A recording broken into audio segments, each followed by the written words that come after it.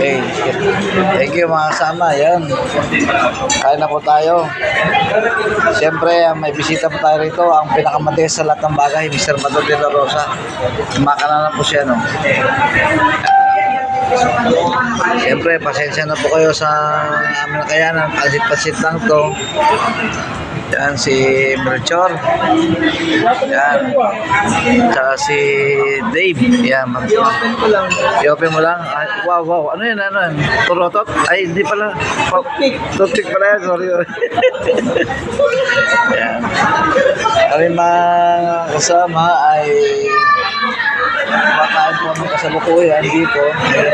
Galing po kami sa isang seminar. Yan. Ayan sila. Enjoy lang. Enjoy. Ayan.